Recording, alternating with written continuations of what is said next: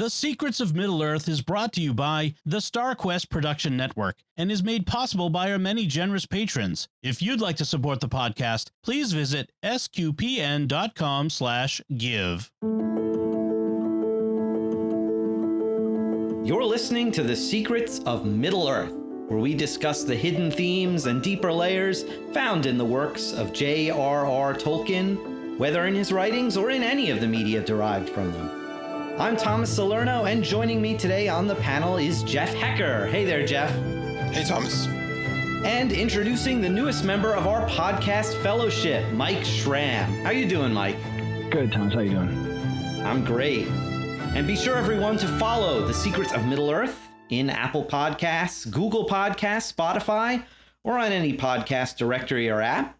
And you can find us on social media at facebook.com/StarQuestMedia, or on Twitter, or X, I guess it's now called, where we are at SQPN, or on Instagram, where we are at StarQuest Network.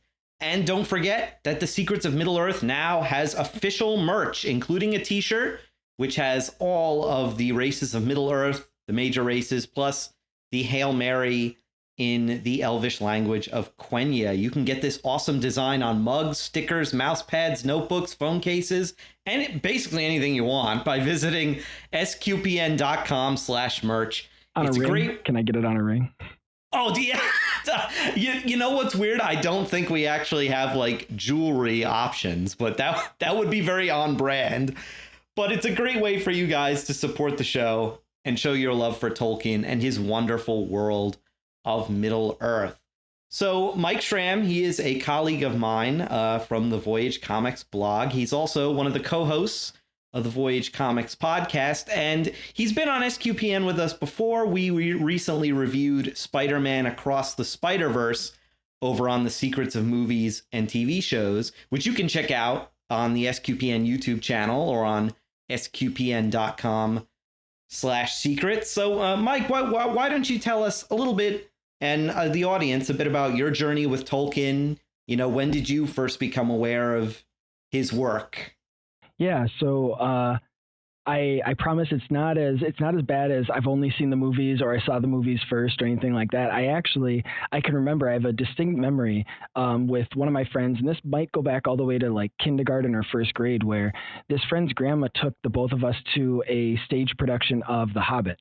And so I can still kind of see and this is like a community theater, you know, like local community theater sort of production.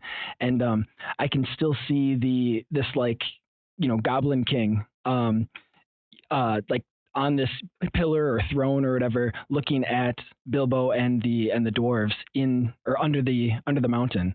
So anyway, that was, I guess you could say technically that was my first one, you know, and that's always, I guess, still kind of sticks with me. How'd they handle Smaug, by the way? Yeah, you know, my memory doesn't go to that specific one. My guess would be if I can just kind of tap into what would any community theater on a budget do, is you have a big voice in the background and red lights with smoke is kind of my guess is what you got to do, right? And then like read The Hobbit was the first one that I can remember reading. And then when I was a kid, the Peter Jackson Lord of the Rings movies came out. And so I have to, this is my confession. I did see those before I read the Lord of the Rings books. I actually read the Silmarillion before I read the Lord of the Rings. And I don't know why I went to that one first, but, maybe it was because it felt easier to digest with the smaller stories. It felt like they're more episodic, but read the Silmarillion as I got a little bit older, and then did read the actual trilogy, and have gone through those a couple of times. And of course, seen the movies multiple times and all that stuff too. Right. Yeah. It says in our notes here that you like the Ainulindale, and I'm glad you wrote that, because that's one of my favorite parts of the Silmarillion. It was the first part that I was aware of. So it was the one that, I kind of jokingly said, like, well, of course, right? I mean, everybody likes, well, maybe not. I don't know how popular it is. Like, it just is the one that always grabbed me. Maybe it was because it was so reminiscent of the image of the biblical kind of creation narrative. But it also presented creation in such a beautiful way, right? Almost like the metaphysics of creation besides just telling it in the story. And even though like I don't have this personal, I'm such a musical person or I play a lot of music, but just reading that as a young person and seeing creation told through music just was captivating. And then obviously you have the whole, it's very, if you think of Boethius's presentation of good and evil, and even with St. Augustine and evil being a privation of good, and how you can see that in this narrative of the Silmarillion, or especially the fall of Melkor. Like I said, it's grabbed me because the theology is so rich. Oh yeah, absolutely. Yeah, and in fact, the first time I ever heard of the Ainulindale, it was at a lecture that one of the priests in our diocese was giving at our seminary here, and he was expounding on the theological richness of it. And of course, after that, I had to run out and get the Silmarillion and read it.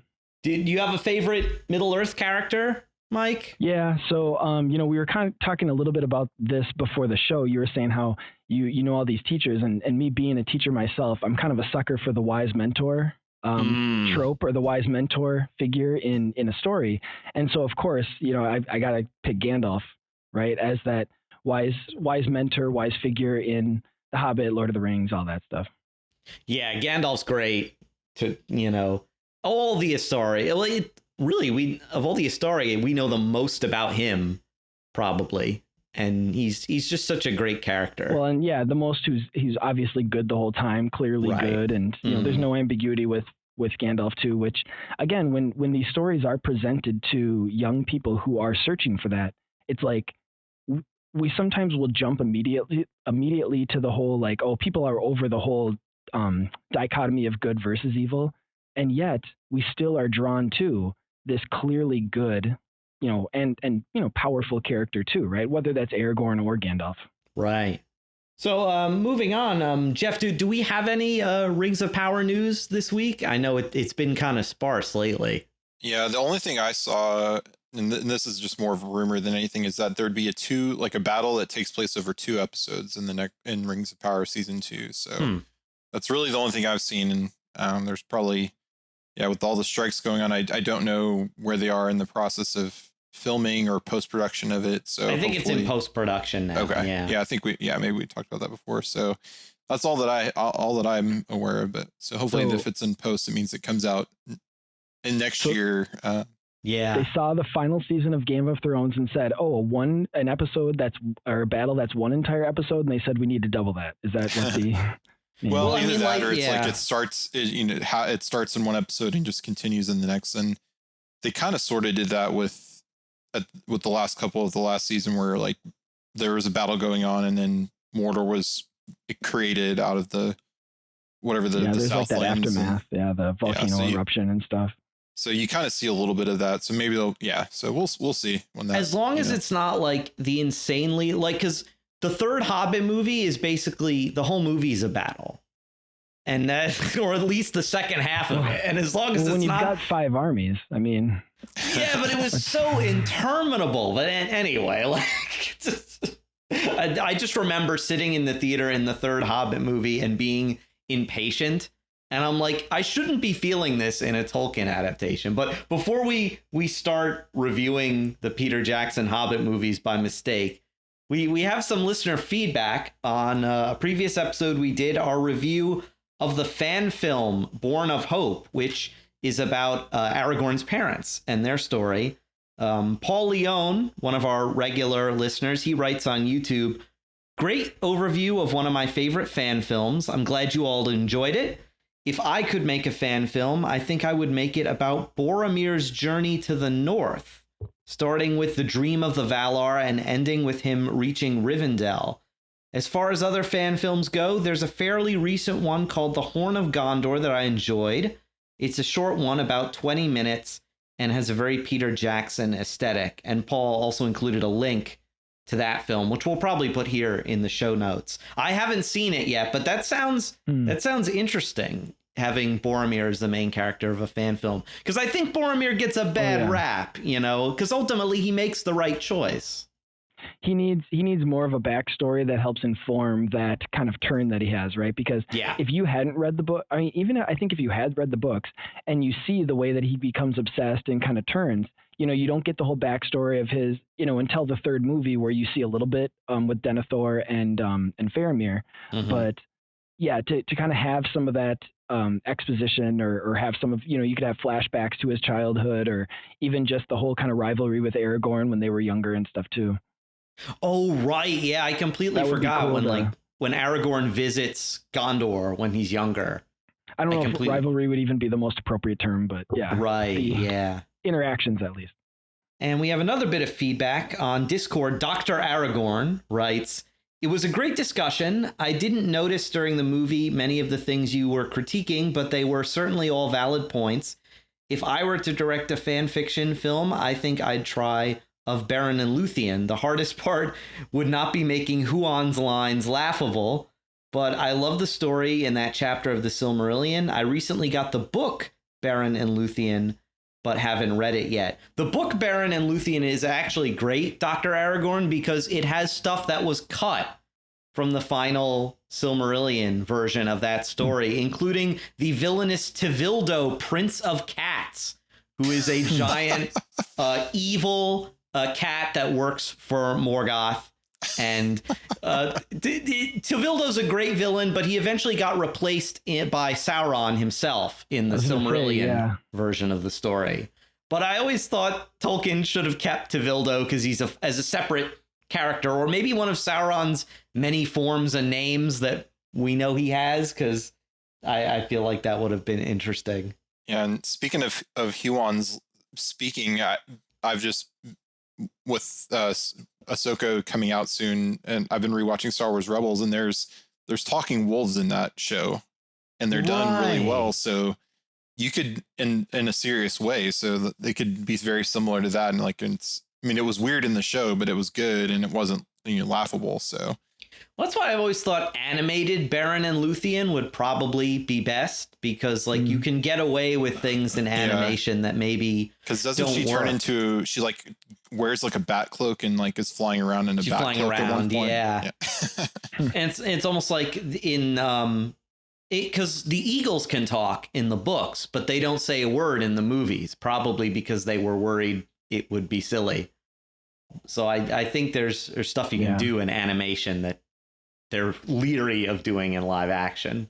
Well, if they can make Smaug talk, then they should be able to make the eagles, right? That's true, right? And that was great. I thought it'd be cool if since the eagles they're almost or at least they're like Manwë, right? Or they're sort of like incarnations of these more angelic or so you could almost just have them be telekinetic, or not telekinetic, telepathic.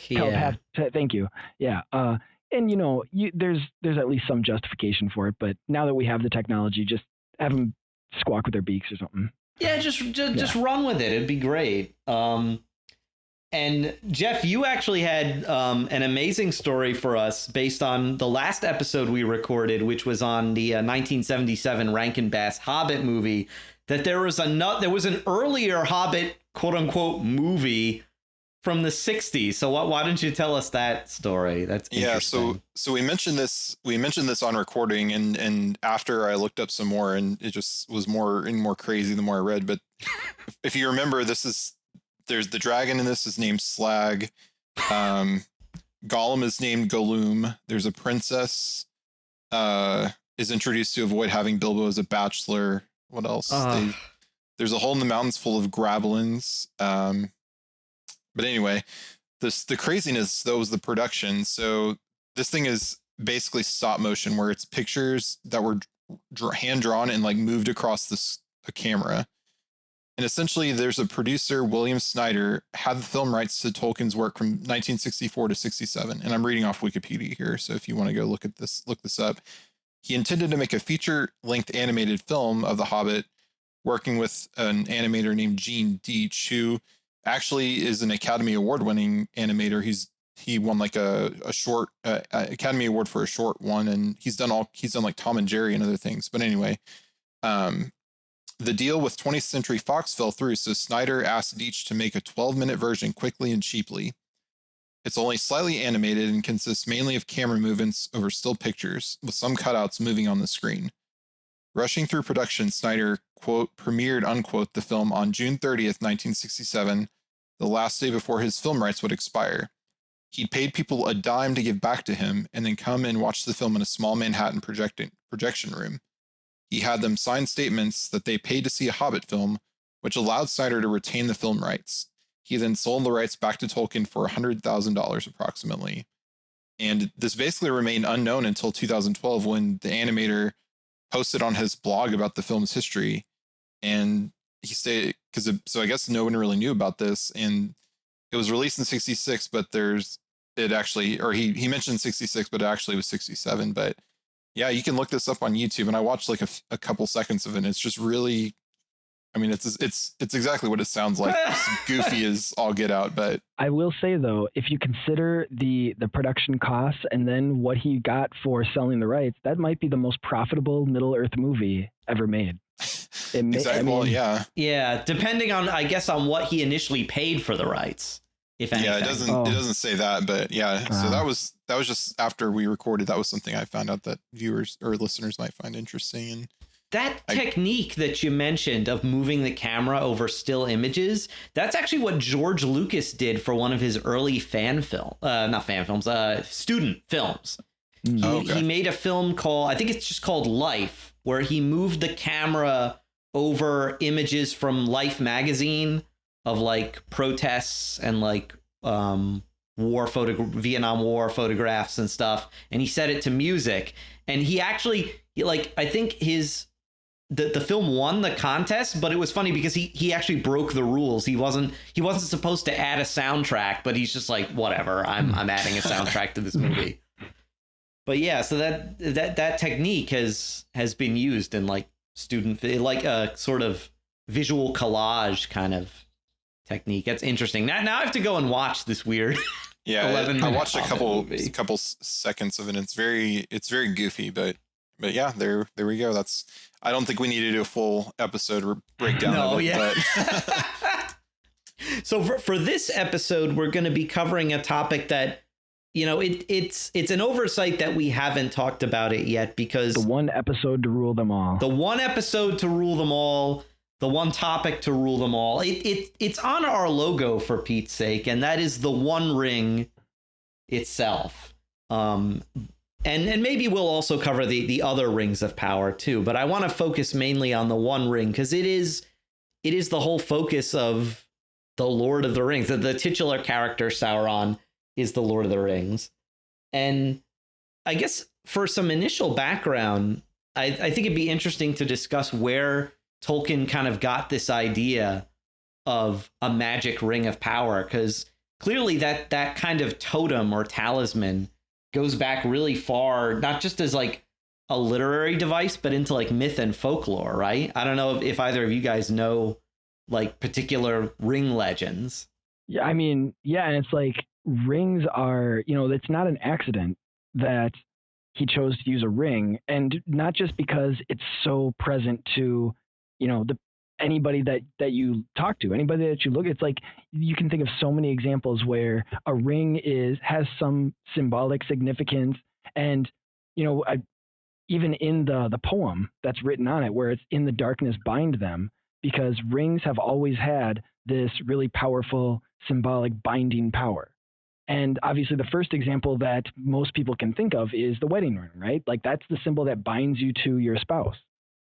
But we think of like the bishop's ring, for example, is another one where it's binding him to the church, that special relationship as a shepherd of the church and stuff too.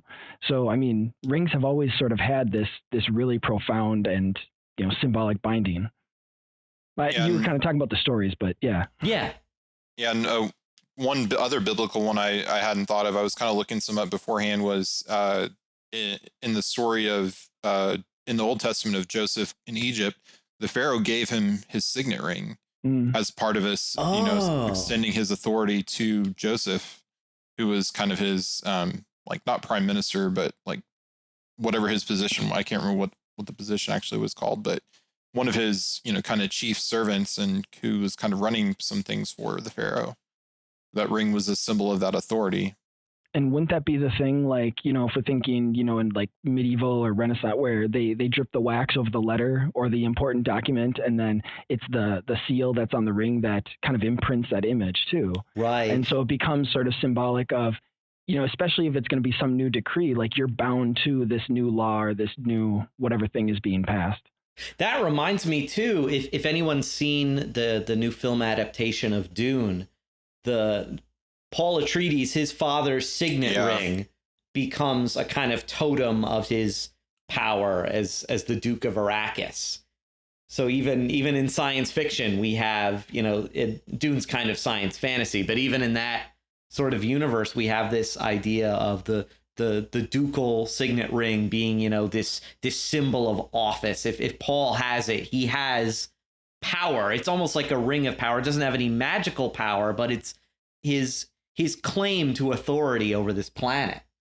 This is an after the fact example, but another fantasy author who really got mythology when she tied it into her work, but in the Harry Potter series, one of the Horcruxes is the ring that they have to destroy. And the whole idea is that, the whole magic behind these is that you're binding your soul to these items, to these magical items. And so fittingly, the one that ends up causing a lot of problems for everybody is this ring as well. Right, because Sauron essentially binds his soul to the ring. He puts most of his power into it. That's interesting. Having not, and I must confess, I'm probably one of the only people in my generation to have not read the Harry Potter series all the way through. I have nothing against it. It just did.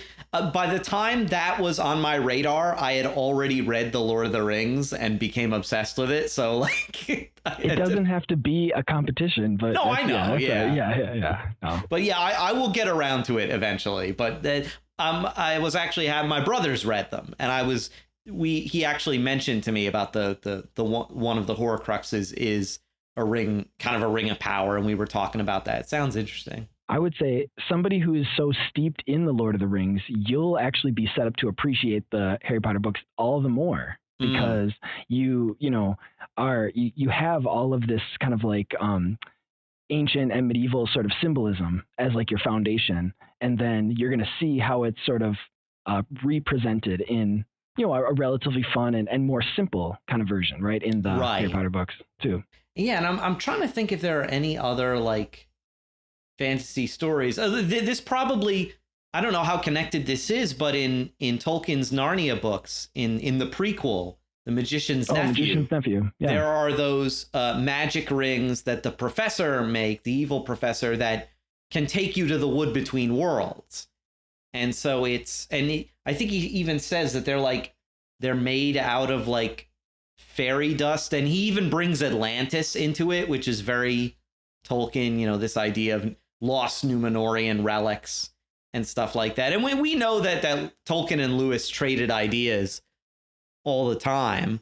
But I really think too, like, besides like all the biblical allusions that we've mentioned, I think in our notes here too, we have the ring of that the prodigal son receives too when he comes back. Yeah, it was a symbol of his sonship, and a symbol of forgiveness from his father. And so yeah, definitely a good, and there was lots more in the Old Testament, like the nose ring of Rebecca, or like nose rings were a thing. There was even, when the Israelites were making their idol, Aaron was saying, bring us the rings from your ears and the rings from whatever you have to make so you can make melt our them idols. down. So, by the way, Aaron has the worst excuse ever when Moses comes down from the mountain. And I've always found this hilarious, where Moses is like, what have you done? Why have you made this idol? And Aaron's like, oh, I didn't make no idol. I just put the gold in the forge and this calf came out. And if I'm Moses, I'm like, do you think I was born yesterday? That's like I was just sleeping in the garden, and this woman came out. That might be a worse one too. That might be a worse excuse, actually. But it's like No. Aaron is so much trying to defray responsibility. But it's funny too, because the ring itself, right, it's funny, I should bring that up, is an idol throughout the Lord of the Rings. People want it. People invest, so much. Clearly to Gollum, it is an idol. It's his precious. It's the only thing he cares about. He borderline worships the thing. Well, and there's actually, so the two that seem to most directly inspire Tolkien's use of the ring, you can see how, because actually, if you think of what does the ring, you're kind of saying, what does it do to Gollum? What does it start to do to Frodo? It has this transformative effect on them. And where do you mentioned Narnia before, there's actually another example of a ring, not one you put on your finger, but when Eustace puts the ring around his arm, he transforms into a dragon. And that actually goes right to the Fafnir story. Oh, yeah. Right? Yes. This transformative experience of a ring. The Norse mythology, Beowulf. No, Beowulf, Fafnir. The Fafnir, I think the one in Beowulf, I don't think has a name. Fafnir's from Siegfried, right? Okay. Yeah. So, Siegfried. but you have like I said, the transformative kind of nature of it, which we see has already happened to Gollum, but then we see happening to a little bit to Bilbo, and then a little bit to Frodo as well. But then the other one, just because, and I remember as a kid, I came across a story and I was like, wait a second, a ring that makes you invisible? Where have I heard this before? But the ring of Gyges in Plato talks about it, or Socrates, I guess, talks about it. Oh. There's that myth of where it's this, and he kind of proposes it as a thought experiment, where he says like this person came across a ring and and it made him invisible. And he kind of describes what his life was like afterwards, because he didn't have to follow the rules anymore. He didn't have to follow the societal conventions, because he had this power, this ability to get away with everything. Mm-hmm. And so, and like I said, Plato, putting in the words of Socrates, he uses it as a thought experiment when it comes to the binding power of justice, right? Because we think of, do we just see justice as the rules that everybody else puts on me? Or is it something that I am beholden to even when nobody's looking or when nobody can see me? And like I said, the ring is a perfect example, because even though, ring is supposed to be a binding thing, right? Think of the spouses. This character, he seems to be unbound, and yet now he is all the more a slave to his passions. He, I think, he steals, he, gets away with, I think, some philandering, or just promise, sexual, like, sort of sins. I think he might kill somebody too. So it's like he's now given himself over, or he's bound himself to these passions, even though he's unbound by the societal conventions. And so it becomes this kind of parable too. Interesting. Clearly, that story was clearly an influence on H.G. Wells' The Invisible Man. It's almost like an ancient version of that, where, the titular character of the Invisible Man feels completely unbound and free because of his ability to get away with become a criminal mastermind, essentially, because no one can see him. But even he, at least in the movie version by Universal in the 30s, he has to deal with the fact that he's become invisible permanently, almost like the ring wraiths with their rings of power. And Gandalf even tells Frodo that if using the One Ring will eventually make you invisible permanently and will turn you into a wraith. So there's in that. a sense, yeah, you get exactly what you wanted, but now you have to live with it. Live with it forever, including all of the bad consequences of that. And yeah, it's interesting that, like, we have the rings of power are sort of different for each race. For men, they're clearly just seductive talismans. They're about power, and they seem to make the humans who are given them more power hungry. For dwarves, their rings increase their greed for gold and riches, but don't turn them into wraiths, because dwarves kind of have that resistance against domination, but they can be influenced. And the elf rings, which Sauron never touched and didn't have anything to do with making, are about preserving unstained things that are beautiful. So it's interesting that we have all these different kinds of rings of power, but they can all be dominated by this or corrupted in some way by the One Ring. Yeah, it'll be interesting in Rings of Power going forward, because at the end of the first season, the Elven Rings were created. Right. Which, while not directly forging them himself, Sauron, or, what was his name? I can't think of his fake name right off. Halbrand, yeah. He was involved with maybe you should try binding it with mithril or binding it with some, this or that. He taught them the techniques. Yeah. So was it the gold or the? Yeah, they needed the gold of somewhere. They needed Galadriel's. Valinor. Yeah, it was her dagger that they had to, because it was pure Valinorian silver or gold or whatever it was. But the mithril was the binding thing that would make it work. But yeah, it'll be interesting to see in the show if they, because I'm not as clear on I'm more of the movie guy on this podcast than I've read the books, of course, but I'm not as knowledgeable. But I don't remember the timeline where the One Ring is actually forged compared to the events of this period of the show, of leading up to kind of the Akalabeth. Right. Yeah. Well, it'll definitely be forged. It's an interesting question because the One Ring is definitely forged in Mordor before Sauron is taken as prisoner to Numenor. And there's actually a question of whether, because Tolkien is never clear on this, of whether he brings the One Ring with him to Numenor. Because I tend to go with the fan theory that believes he did, because it would explain the way he's able to so easily manipulate people in Numenor.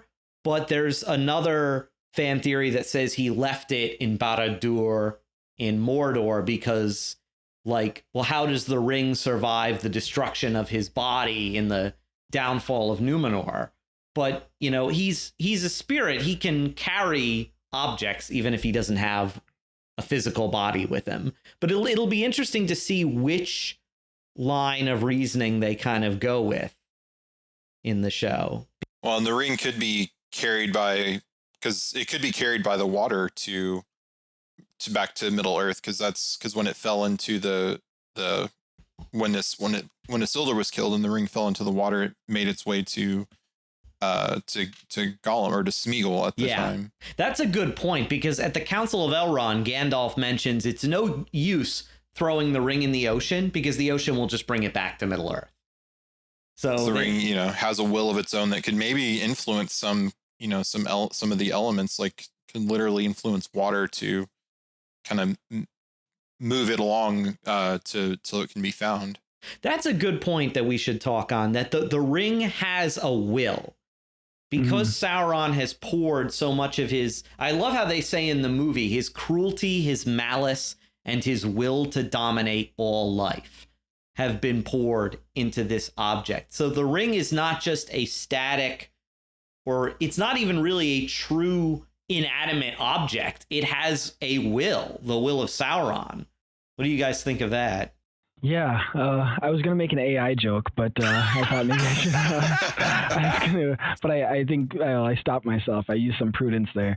But isn't that just, because I was thinking, what's the quote unquote real life analog to pouring your entire self, your will, into this other thing, this, like you said, inanimate object, but the whole idea, right? The whole magic of the ring or of the story is that you almost can't say it's inanimate.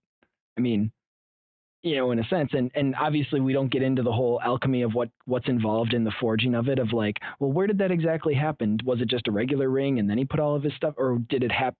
You have to think that it happened in the actual construction or in the actual forging. Right. And it kind of reminds me, I already mentioned the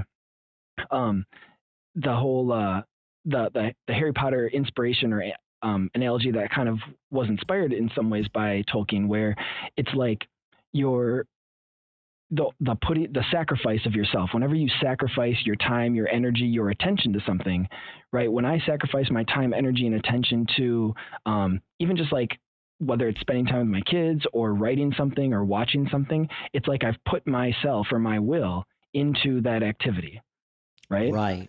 And so, in a sense, that's an inanimate, not object, but if you want to think of time that way, right? I have put my will into it, you know? Yeah. Or it's like subcreation. It's like art.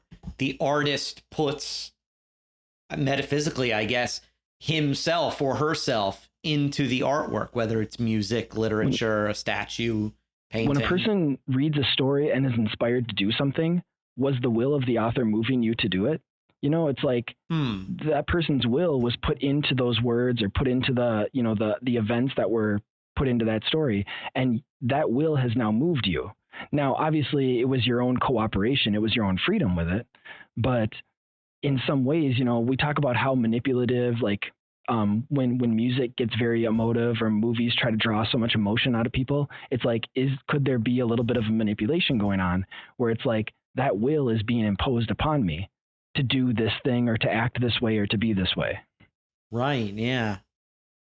And I definitely, in the Peter Jackson movies, you definitely see the malicious will of the ring and the influence it has over people, and to the point where it almost starts to possess the user, to take it over, you know, of the way Frodo starts to act eventually, especially once they cross over into Mordor, you know, his will almost starts to become merged with Sauron's in a way.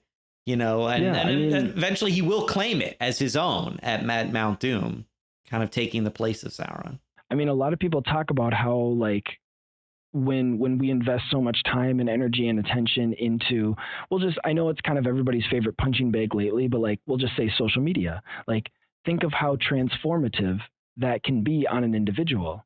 And so, you know, where is the will that is turning me into something? Like when they say, oh, this person, this person, you know, changed so much over 6 months because they started spending so much time on, you know, this website or on this, you know, going down this feed or whatever the case is.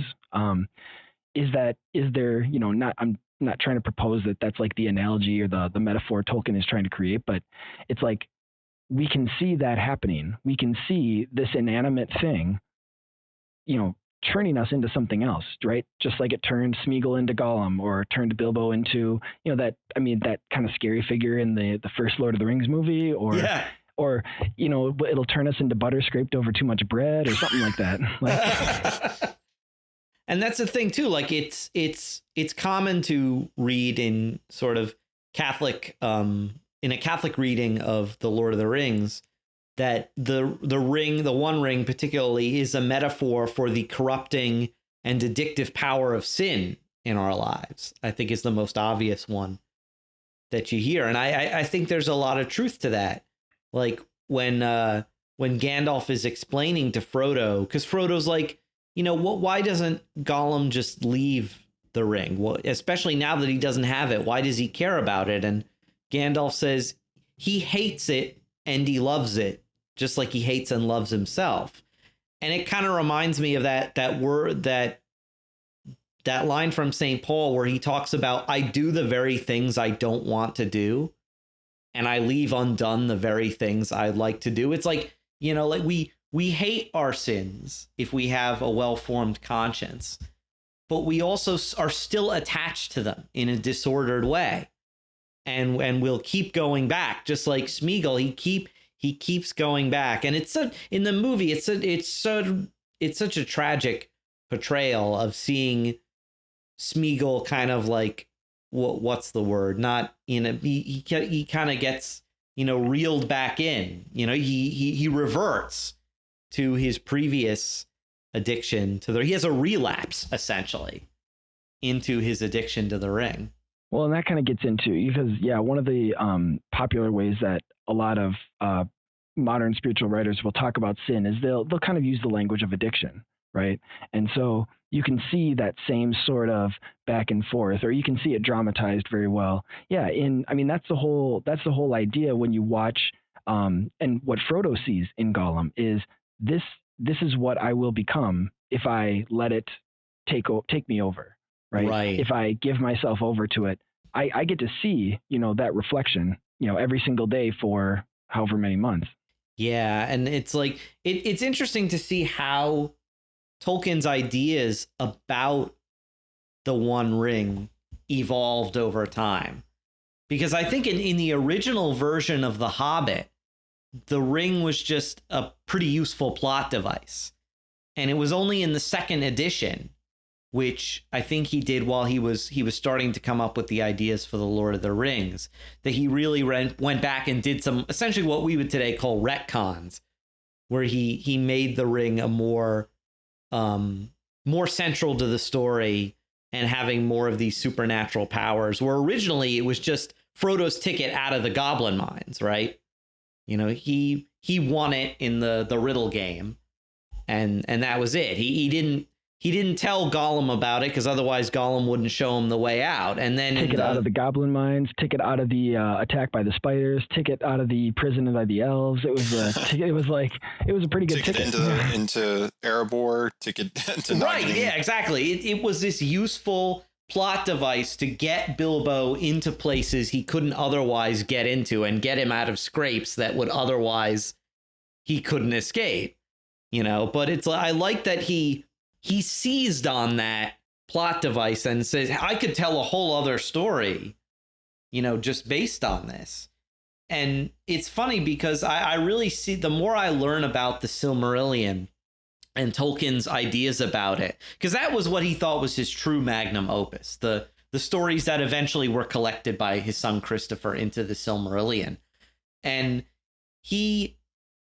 I think his ideas about the Silmarils came to influence his ideas about the Rings of Power, because they have very similar aspects. People desire them, people want them, and they cause strife wherever they go. In some of his later writings, he says that he saw the whole Middle-earth legendarium as the two great sagas of the jewels and the rings. The jewels being, of course, the Silmarils. And this is why he fought so hard to have the Silmarillion published and packaged with the Lord of the Rings as he says, like a supplement to the Lord of the Rings. His publisher ended up not going for that, but he felt it was necessary because he felt that the sagas of the jewels and the rings were so deeply interconnected. And it was only in preparing for this episode that I started thinking about, the Silmarils are kind of, it's almost like in universe, Sauron takes some of his inspiration for crafting the Rings of Power from what he knows the Silmarils were during the First Age. Well, yeah, I mean, isn't that fitting to all the, I mentioned briefly the metaphysics of evil, or evil as the privation of good. And so it makes sense that you have the character of Melkor and Sauron, where they are, they're derivative, right? The stuff that they're going to have is going to have to be derivative of the good that was already there.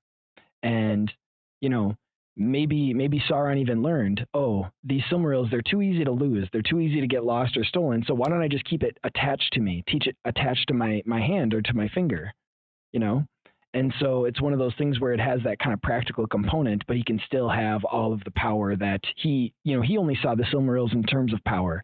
He didn't necessarily, or at least I'm not even going to say he didn't recognize the beauty in them, but he was more consumed by the power that's in them. And so he just took the power from it and put that into the ring. Well, like earlier, what you were saying, Thomas, about in Dune, Paul Atreides having the signet ring, that's kind of what the Silmarils were. They're kind of more of a status symbol, and they don't really have much like power in themselves like the ring does, because they're more of just an object that's not really, doesn't have a will of its own.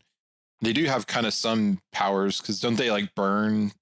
Like if certain people touch them, they like, they burn evil. Yeah. And nothing unclean is able to touch them, which is why I think Morgoth puts them in the crown upon his head rather than... Yeah, and like you were saying, Mike, that could be where Sauron kind of got an idea. Is like a crown is just a ring for your head, right? Exactly. It's funny because in the Rings of Power, when they're originally thinking what they should use the mithril for, don't they at one point go, maybe we could make a crown? And they're like, no, it should be something smaller. And so I like that they did address in the show that there were other ideas before Sauron hits on the idea of the Rings of Power. But I mean, well, I think you've mentioned the thing about the will being put into the ring, or the will of the ring moving someone, and you're kind of contrasting that to the Silmarils, where you're saying they don't have that type of power. But if you can think of the episodes where, because of course the elves are obsessed with them, but I mean everybody's obsessed with them. They had power, but it wasn't the overwhelming, it wasn't the imposing power. It was the inspiring power in the Silmarils, as opposed to the imposing power of the ring.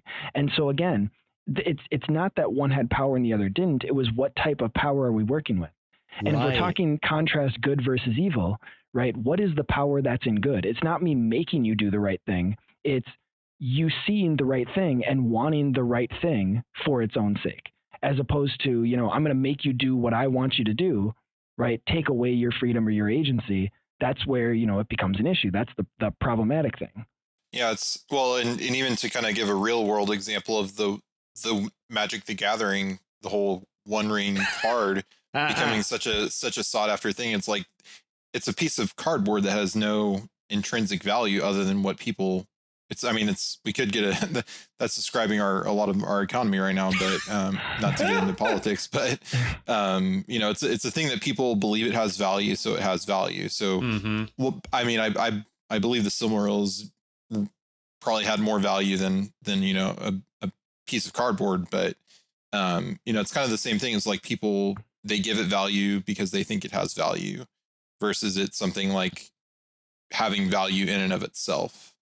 Right. And Morgoth, like you said, Jeff, he kind of viewed having them as just a status symbol and to keep other people from having them. Like, I feel good if I can have them and dispossess other people. Well, even before that, Feanor kept the Silmarils because he didn't want to show. He made them, and then he didn't want to show anybody.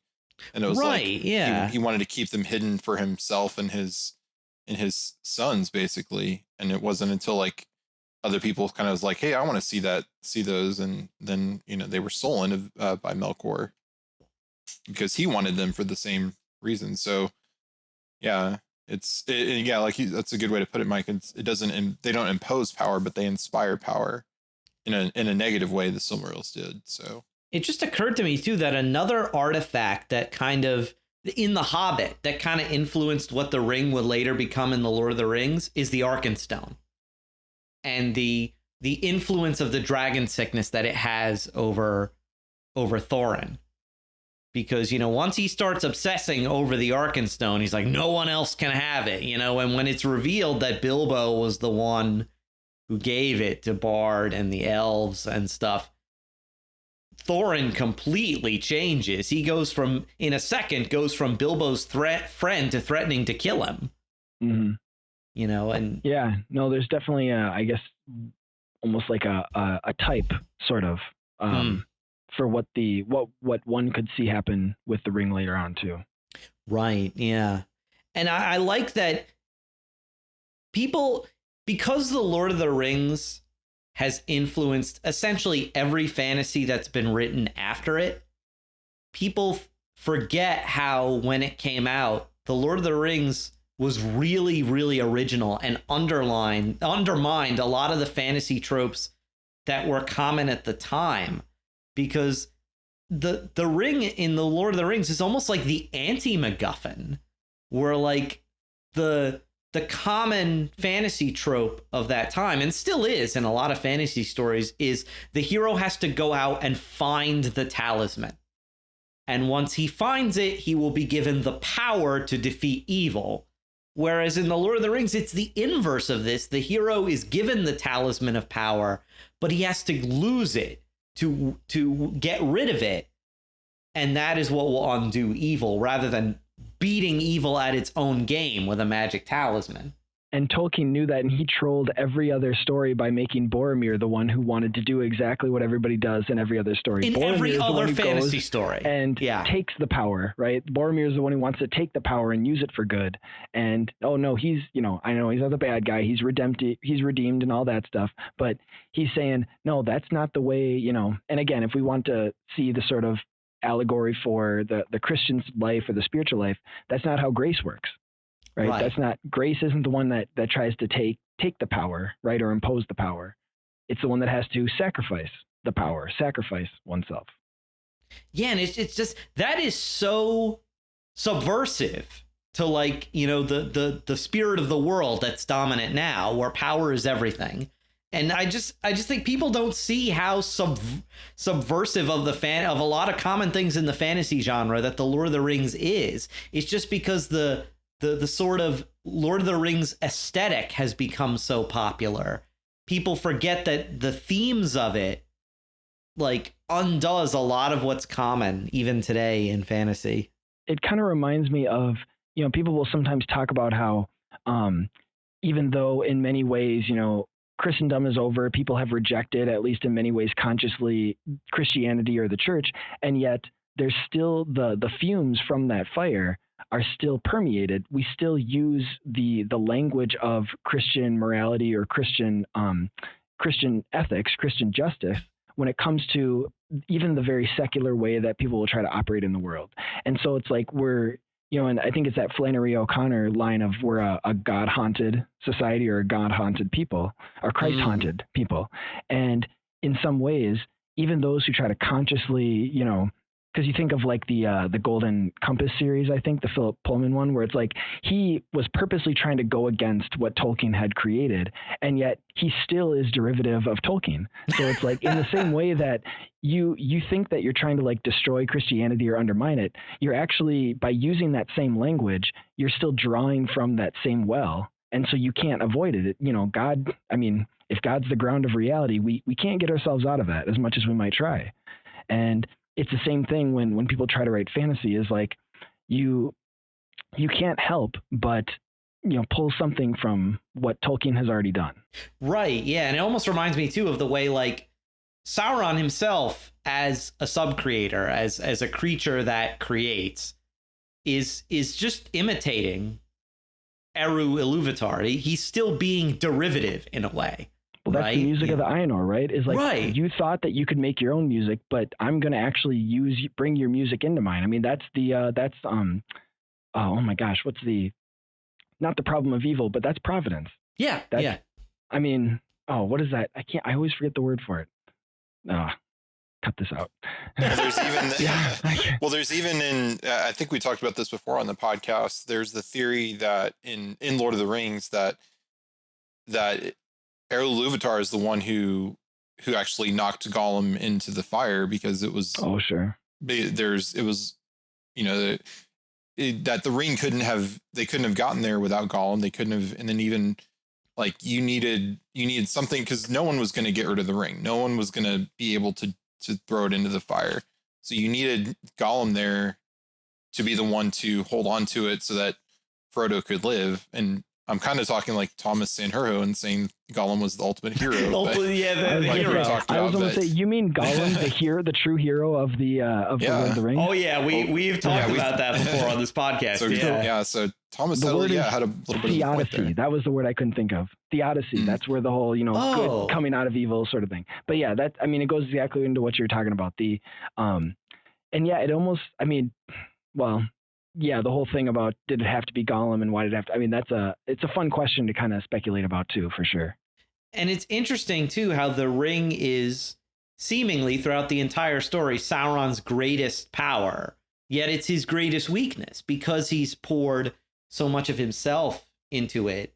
I know that there's this one collection of Tolkien's writings that's actually called Morgoth's Ring, and it was put together by Christopher. And what that refers to is that the world itself, Arda, is almost like Morgoth's ring, because Morgoth poured a lot of his power into the lands that he dominated and the creatures that he created, like orcs and dragons and stuff. And he became this kind of very weak being by the end of the first age. He rarely ever leaves Angband. He can be wounded. You know, he's wounded in the foot. He's clawed across the face by Thorondor, Lord of the Eagles. You know, like, he's not like the other Valar anymore. He's by trying to become more powerful and dominating the physical world, Morgoth has fatally weakened himself.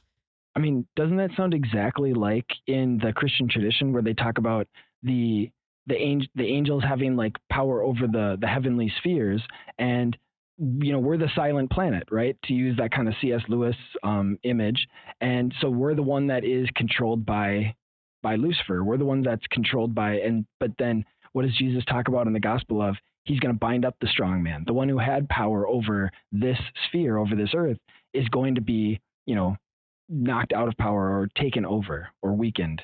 And so it definitely has that. You can kind of see that Christian parallel too.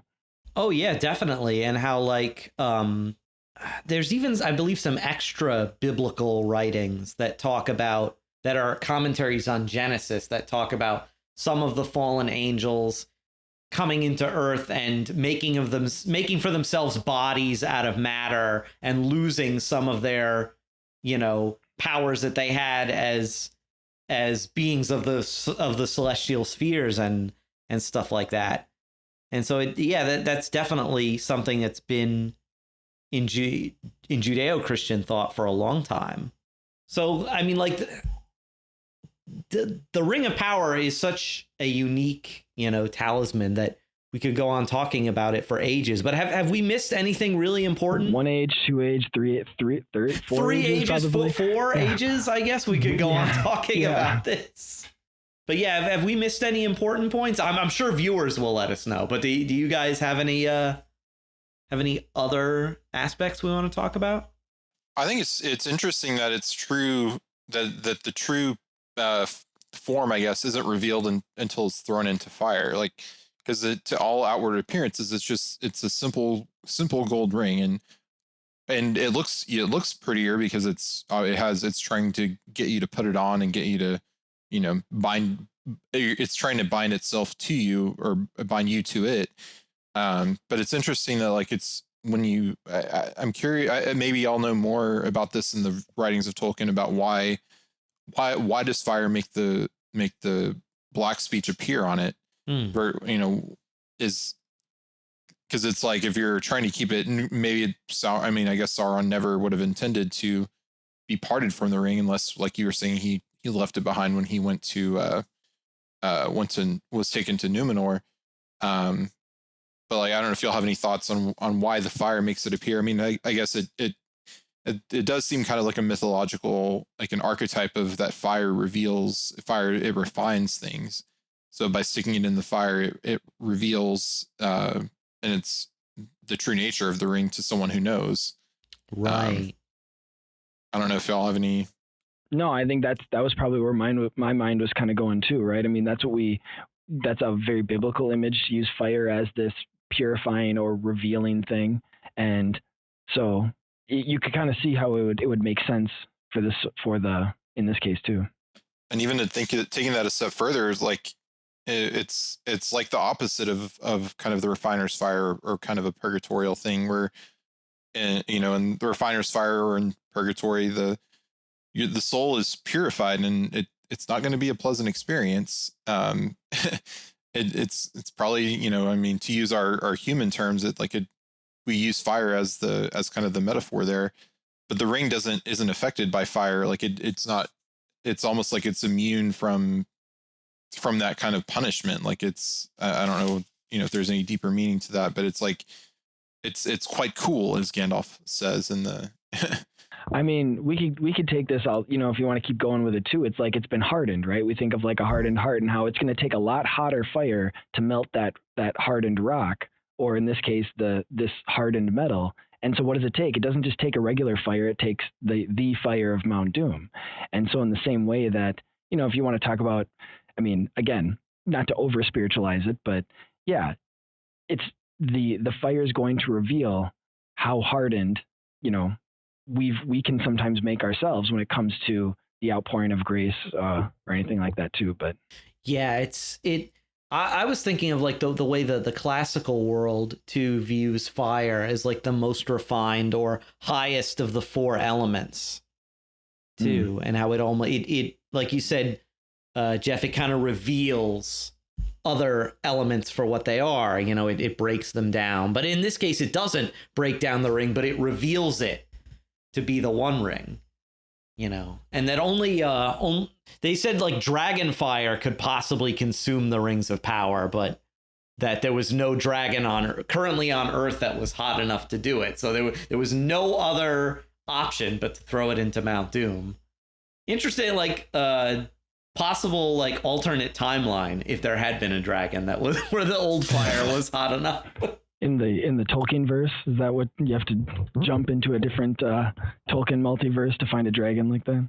Well, it's funny because like I tell people I already consider the Rings of Power to be a separate timeline, and that explains the how it diverges from what we would consider the established canon, and that's how I justify it to myself, and that I don't get angry at it like some people do. I'm just like, this is a different timeline. Maybe it's just because I like comic book movies, and so I'm more used to that. So yeah, and the Hobbit films are the darkest timeline.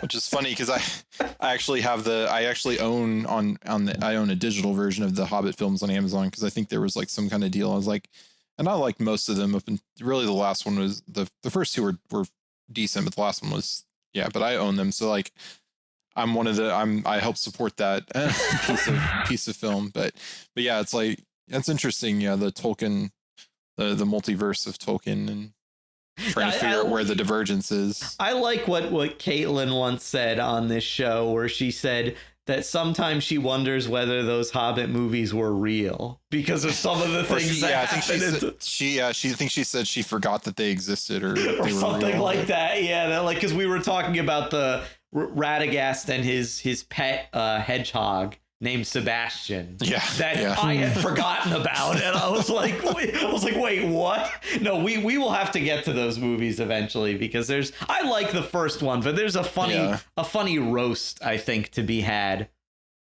of the Hobbit movies. But yeah, if you guys didn't have any other thoughts on the One Ring of Power, the One Ring to rule them all, the precious, I guess we can take a moment to thank our patrons who make this show possible. And on this episode specifically, we would like to thank Charlene B, Mina M, Leslie G, Joe N, and Amy G. Their generous donations at sqpn.com/give help us to continue to create the secrets of Middle-earth and all of our shows here at StarQuest. And you can join them by going to sqpn.com/give. And don't forget that another great way to support our show is by getting your official Secrets of Middle-earth gear at sqpn.com/merch. Now, we'd love to hear from you, of course, our listeners. What are your ideas and theories about Sauron's One Ring? Did we miss anything important? You can let us know at sqpn.com/Middle-earth, on our Facebook page, or on Twitter, by sending an email to middleearth@sqpn.com, by leaving us a comment on YouTube, or by visiting our channel on the StarQuest Discord server at sqpn.com/Discord. And join us next time for another discussion of Tolkien's marvelous realm of Middle-earth. But until then, Mike Schramm, thank you for joining me and sharing the secrets of Middle-earth. Thanks, Thomas. What can I say about our time together? It is a gift. It is a gift. And Jeff Haecker, thank you also. Thank you, Thomas. Once again, I'm Thomas Salerno. Thank you for listening to The Secrets of Middle-earth right here on StarQuest.